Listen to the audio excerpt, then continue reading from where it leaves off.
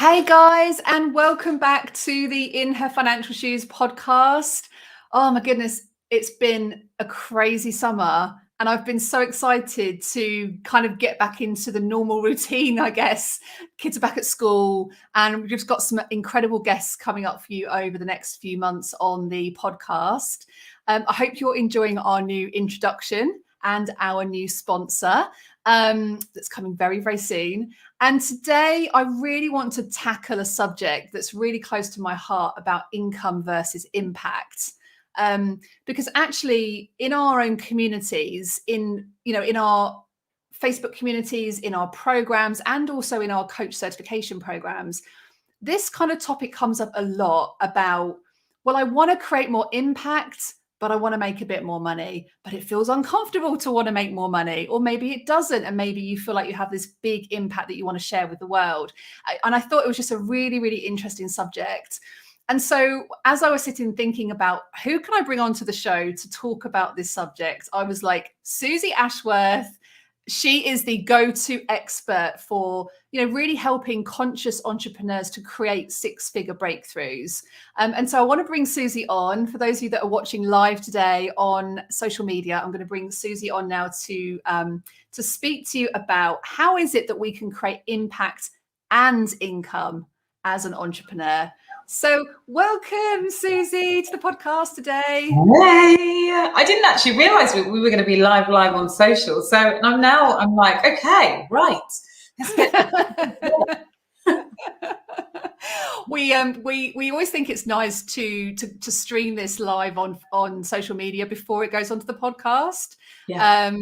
So yeah, my apologies, you didn't know it was going live, but you look beautiful. Look at your background. It reminds me of the wallpaper I had in my old house. Yeah, I love palms. I want to make it feel like I'm on holiday every day. So there we go. Oh, if only. Only. How was your summer, Suzy? It was amazing. And, I was saying before we came on live, I went to Crete and I've never been to Greece before. And I did not realize what an incredible, beautiful country it is. And my feeling is that the biggest island is probably not the best. And Crete is the biggest island of all of the islands around Greece. So I'm like, I bet there is even more beauty to be seen. But I'm literally obsessed. I'm obsessed by the water. I'm obsessed by the people. I'm obsessed by the food. I'm like, give me as much baklava as possible. Like it was all great. Oh, Greece is beautiful. We went to Kos 2 years running just because it was so beautiful. The people were friendly and they're really family focused as well, aren't they, over there? Yeah. Love it. Amazing. Well, you must come and visit us in Jersey too. There's lots of lovely people over here and lots of sea. Yes, I've not been. My best friend used to live in Jersey, so it's been a long time since I've been over there. But it's stunning. So thanks. We have some exciting trips together over the next 12 months. Suzy and I are in a mastermind together, and we were supposed to be, actually, right now, we were supposed to be in Necker Island. Yes. I'm still grieving that, Suzy, that we can't go until next year. Well, I think it's been 2 years for me. I've now been in this mastermind. I should have gone last year. It didn't happen. Should have gone this year. It didn't happen. And so third time lucky. Oh, definitely third time lucky. Oh, amazing. Well, so Suzy, for our listeners today, I know you've been in our community before to help with our financial coaches, actually looking at some of which we'll probably refer to today with your expertise. With kind of looking at the fears of success, the fears of failures, what stops us from believing that it's possible for us to create impact and income for ourselves as entrepreneurs. But for those of you who haven't come across your work, my love, could you just maybe give us a little bit of an introduction to what do you do and who do you serve? Yeah, so I'm a quantum transformation and embodiment coach. And what that means in very plain English is that I help people make massive shifts in their lives and in their businesses. My speciality is helping people create 6- and 7-figure breakthroughs. And really what I love to do is help people leverage their gifts and their talents. So we help people create, launch and sell high ticket group coaching programs. So I'm talking a lot about who is it that you want to help? Why do you want to help them? How is it going to change the world? And how can we do this in a way that helps you create a bucket load, an abundance of income? And for me, that is so important right now, that we have more financially empowered, conscious entrepreneurs, you know, that are able to use that. Money talks right now. You know, not only does it give you personal choices, but when it comes to being able to build a school, when it comes to being able to donate money to Afghanistan, when it comes to being able to really make a practical difference, having an abundance of money is absolutely crucial. And so for me, the impact and the income piece really comes hand in hand and is just super integral to everything that I do and teach. That's really interesting. I love that phrase, money talks. Like, money communicates so many different things to us as individuals. Yeah. And as you were talking there about income complements impact, what do you think stops people from what do people struggle with the most from your experience? Is it creating the vision to know what the impact is they want to have? Or is it more around the actually believing that it's possible for them to step into being a wealthy woman and creating that impact? All of the above. You're going to say that. Yeah. And I think it comes from conditioning. It comes from what we have been exposed to as children, and then the environments that we put ourselves in as adults. You know, I have deliberately, since being in entrepreneurship, I've only not had mentorship for 6 months of my journey. And I normally have multiple mentors. I'm in multiple masterminds. Why is that? I want to be inspired by the communities that I'm in. I want to be, you know, learning from people who are doing things that feel like beyond my wildest dreams. The reason that I signed up to go to Necker Island is because I want to be in an environment with other 7 and 8 figure female entrepreneurs. I want to be able to speak to somebody who has had the vision to build a spaceship and go into space. Because I know that that expands what is possible. And I talk about the inevitability ladder. And I think that for many conscious leaders, female entrepreneurs, we're in this space of knowing that things are possible. And we know that things are possible because we're seeing the evidence of it happening with other people, but we don't make the jump from it is possible to it is possible for me. And when you don't believe that it is possible for you, your dreams and your vision reflects that. And when you combine that with the fact that most people have an unhealthy relationship with money, they believe that money is bad, they are worried about being perceived as greedy.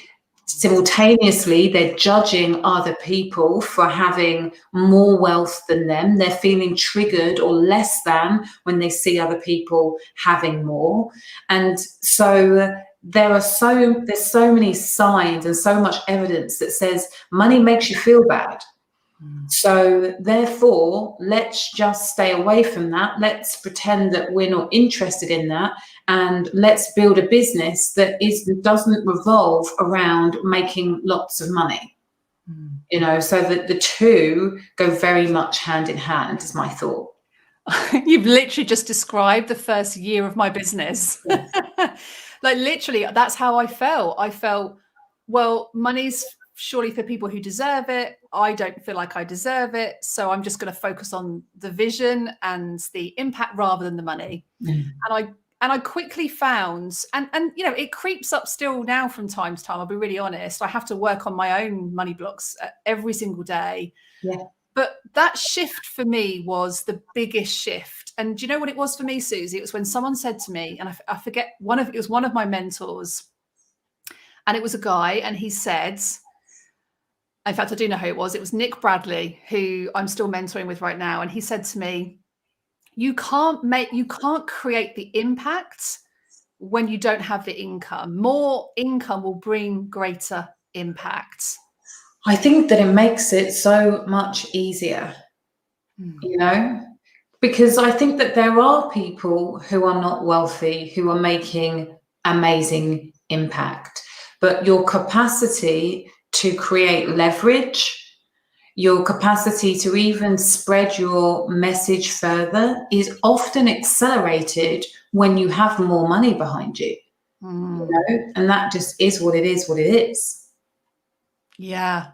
Like, I almost just want to say that again, like what you just said there, you know, that the more we fill our own cup, really, the more impact we can have on the world.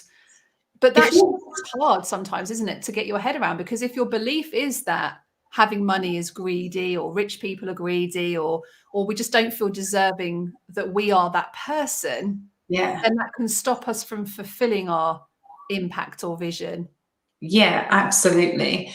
There's so much personal work that I think that every successful entrepreneur I know has done to give themselves permission to charge what they want to charge. And this is really important, because if you are undercharging, you're either really, really busy and you feel resentful about being really, really busy because you don't have the time to then do the type of marketing that you want to do in order to attract higher paying clients. So you get to the end of the month and you're feeling burnt out.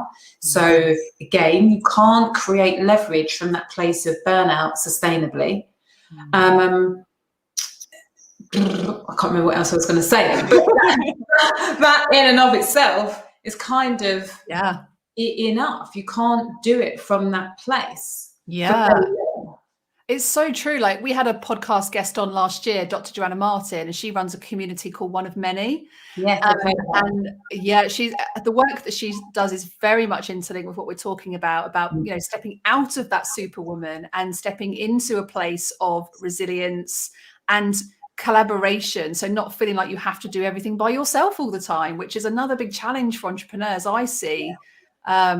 Because we feel like we have to do everything ourselves. So we just get busy, doing. And we don't allow ourselves that spaciousness to be able to create wealth and create impacts. And I'm really intrigued, Suzy, as well, as to when you started your business, what were some of your own personal challenges around income or impact? Yeah. How did you overcome those? I always had a big vision. So my first business was a hypnobirthing business called the Calm Birth School, which I sold a couple of years ago. And the vision at the time, I had a business partner and we wanted to be bigger than the NCT. So we always had a huge vision, but it was a £97 product. And it took me a year to make have my first £5,000 month. And it was really challenging because I knew what I wanted to create. I knew what I needed to let go of. I wanted to build an online business, but at that point I had been seeing people face to face, and I really felt that I needed to not work with people face to face anymore. And at the time, I'd left a successful job in media where there was an abundance of money. And so that year that the Calm Birth School launched was one of the hardest and most challenging years I had, because the evidence was, this isn't working. It's not going to work for you. This isn't sustainable. You're never going to be able to make this work financially. You've got a great mission, you've got a great vision, but you're never going to be able to make this work financially. And that was really, really hard. I remember that I used to get up at 4 o'clock in the morning. I used to live next to a park, and I would walk around the park and I would shout out my affirmations, because even though I didn't know it at the time, that embodiment piece and knowing truth in your bones is just really, really powerful. And so I would just shout as I was walking, like, abundance is my birthright. 10K months around the corner. It was yeah. Were you in a big field, or were you big field? And occasionally what would happen is somebody would be on their bike cycling to the hospital, or back from the hospital on their night shift, and we'd be like, whoa! And I'd think, oh my God, that person is going to think that I'm absolutely crazy. But it was a big part of my practice for a really long time. And it's interesting because what I learned then is also what I teach now for people, even when they are going from multiple 6 to 7 figures, is that trust piece, that real ability to really know that I get to be a match for what it is that I desire. And that, when you don't have the evidence for it, can be very, very challenging for many people. And that's why mentorship, support, community is really powerful, because when you're trying to hold that desire, thought, vibration on your own, and the evidence that you see does not support that, it's very easy to get disheartened and think, am I being realistic? This is never going to happen for me. When you're seeing people who are popping all over the place, and you start to cultivate an attitude of, if it's okay for them, why is it not okay for me? And I think when you can combine that with knowing that you do not need to be perfect, I do not need to be perfect in order to be able to receive, all of those things are super helpful in those stages before you've got the evidence that you're going to be able to earn. Yeah. Wow. Like I'm just making some little notes of questions. I'm like, I just want to ask you about 20 questions from what you've just shared there, Suzy. What came up for me there was 3 things: embodiment, trust, and role models. Yeah. So let's talk a little bit about embodiment. When you talk, Suzy, about embodying how we feel about evidence that we are internally telling ourselves, self-sabotaging potentially, because we don't have the evidence. Maybe we've never had the role models. We've never had the cultural, societal influences that can help us to reframe some of those limitations. When you talk about embodiment, how do we carry that in our bodies, and how do we carry it, and how do we move from a place of feeling that in our bodies and trusting that it's okay? So there's 2 things here. And the first thing I want to say when it comes to embodiment is that when we expand the vision and the timeline, it is easier to embody what it is that we are creating. And what I mean by that is, I used to be, and still am, it's in my nature to be very goal orientated. But what I found was, if you set a goal and then you don't hit it, the evidence is that you're not good enough and that you failed, and you're never going to be good enough often. You might try it for a couple of months, still 2 months, 3 months later, you still haven't done it. It took me a year to hit 5,000 and it was stressful. Now, when I set an intention, and this is very recent, but it's been so powerful for me, is rather than having the financial goal, I've expanded my vision. So my vision is to create a tidal wave of positive impact across the globe that touches people. That within that, I create a legacy that touches people who might not ever know my name. And so within that piece, I mean, that's a huge vision that cannot be achieved in the next 2 years. That is something that I get to lean into over the course of my lifetime. And that in itself means that every step that I take from a place of, is this helping me lean into that vision? That is the start of embodiment. Am I making the decision from that place? And so I have a goal that my business will reach 8 figures. And the beautiful thing about that, like 10 million pounds turnover, when I started saying it at the beginning of the year, I felt very uncomfortable, quite embarrassed. What will people think of me? Are they going to judge me? Who am I? Who am I to talk about having a 10 million pound company? And throughout the year, I have continued to talk to that desire and that goal. And what's really interesting is, I've just been in a launch, and speaking about it, I talked about, or I said at the beginning, first of all, it was possible, then it was possible for me. Then when you start acting in alignment with the bigger vision, is this taking me one step closer? Am I being the type of person who is contributing to creating a tidal wave of positive impact? Is this helping me start to build a legacy that touches people who do not even know my name? When I can say yes to those things, I move from it's possible for me into this is probable, this is probably going to happen. And then when I'm consistent in that action, it moves from probable to inevitable. And what I noticed when I speak about that now is that I know that that 10 million is inevitable for me and my business. I don't know when that's going to be, but I know that it's inevitable. The other thing is that not only is it inevitable, but because the vision has expanded and the vision is so much bigger, that 10 million is a drop in the ocean when it comes to creating a tidal wave of positive impact that creates a legacy that touches people who might not even know my name. So I already know that it gets to be bigger than that.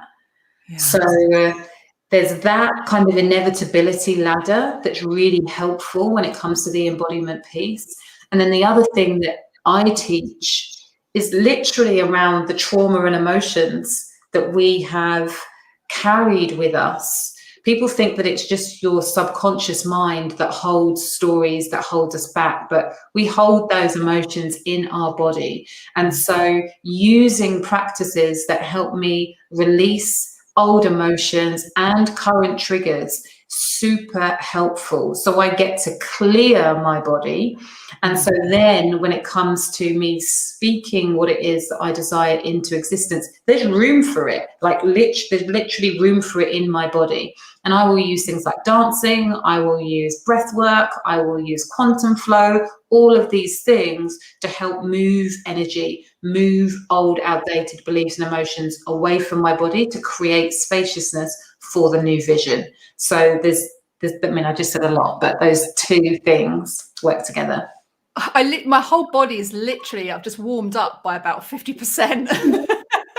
I'm a real empath. So when I think about my vision, when you were talking there about this tidal wave and actually it's a drop in the ocean, I'm very visual, but I'm very, I feel that physically in my body. My whole body is completely warmed up right now. And I need to speak to you when it's cold in the winter season. You can warm me up. But a couple of things that I've just noted down here. I love how you described about the inevitability ladder. And the most powerful step for me there was about moving from potential to possible, but possible for me. Yeah. To then inevitable. Like it's gonna happen. We're trusting that it's gonna happen. That was really powerful. I really felt that power there. But what I also liked about what you said is about alignment. Because when we carry, as you said, when we carry things in our body and then we maybe go towards something that doesn't quite feel aligned, then we should notice that, right? And we don't often. We just think, oh no, I'm just going to carry on because so-and-so's telling me to do this, or so-and-so's doing really well. I'm just going to compare myself to everybody else. And we lose that sense of having the spaciousness around us to be able to feel when we're not in alignment with something. Yeah. And I think that's really something I've certainly learned growing the business. My brain's like literally just gone to mush now because I'm thinking about so many different things I want to ask you. Let me just take a second to pause and think about what I want to ask you here, Suzy. So when we think about embodiment and trust and not maybe having the role models available to us, you talked about how we hold trauma and it's in our kind of energetic field. And I've recently just done EFT and matrix reimprinting training, and that reminded me actually of how something that I learned about epigenetics was around how actually our heart it has its own energy field, right? Yeah. And so we need to learn how to listen and trust what our heart tells us as much as what our body tells us. Are there any specific methods or tools, and I appreciate like we're on like a 30-minute podcast episode today, is there anything or one thing that somebody could do who may be struggling to feel in alignment or not really understands what their vision might be because they're holding themselves back. Yeah. So I think often people say to me, I get this is amazing for you. You've already seen huge success in your business. Of course, you can have this huge vision. Of course, it's also easy for you because you've done 6 figures, you've done 7 figures. Like, of course. And what I say to everybody is how I made my first 6 figures in business was after I started business coaching, and what I was selling was how to make your first £1,000 online. And I was selling that to baby business owners who had seen the success of the Calm Birth School and they wanted to know how I had done it. And for me, the why and the mission was, oh my goodness, can you imagine what the world will be like if all of these birth workers who have no idea how to market themselves are able to build communities, are able to get their services into the hands of other people because I've taught them how to market themselves. You know, I could really energetically get behind that. And I didn't need it to be like, I can help you make 6 figures because I wasn't there then. You know, I can help you make your first £1,000 online. That didn't feel like a stretch. It was truth. It was excitement, and it was clear who I was speaking to. And so I encourage you, if the big vision feels intimidating, ask yourself, what am I an expert in? What brings me joy right now? What have I done over the last 6 months that has changed my life that I could share with people? And then the vision gets to just evolve from that. It's like, imagine if more people knew how to do what I can do.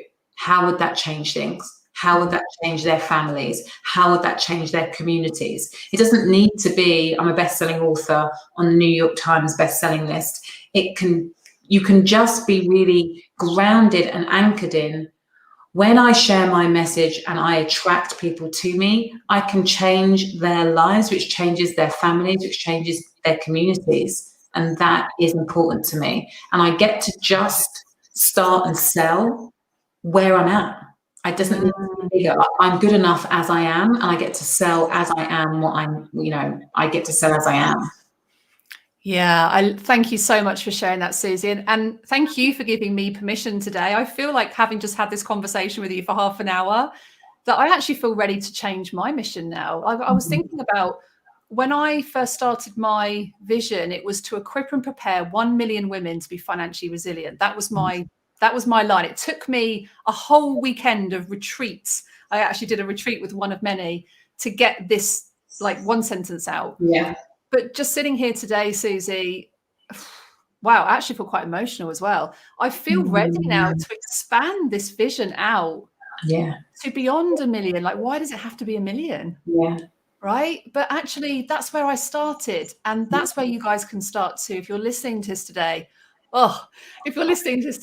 like, it doesn't need to be perfect. Like Suzy said, we just need to start with what feels in alignment. If it doesn't feel in alignment, you're just soon going to find that you'll feel resentful. You're going to burnout. You'll then feel like you're just changing direction all the time. Whereas if we just step into that place of trust, just get started, I think, with your expertise, what you can teach with the world. Oh, just incredible. Yay. Thank you, Suzy, so much for inspiring all of us today. And if anyone wants to come and connect with you, Suzy, on maybe online or through, I know you have a podcast too, where would be the best place for them to find you?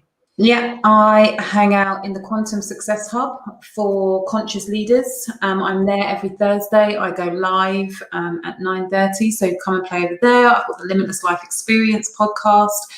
And, for anybody who is really interested in just developing their relationship with money and the energy of money and your energy, I have a monthly program called Transcendence. And you can come and play there. SuzyAshworth.com/transcendence. Amazing. We'll pop all of those links into the show notes. Thank you so much, Suzy, for your wonderfulness. I'll look forward to seeing you very soon. Have a great rest of your day. Thanks, guys, for listening live. I'll speak to you soon. Thank you. Bye.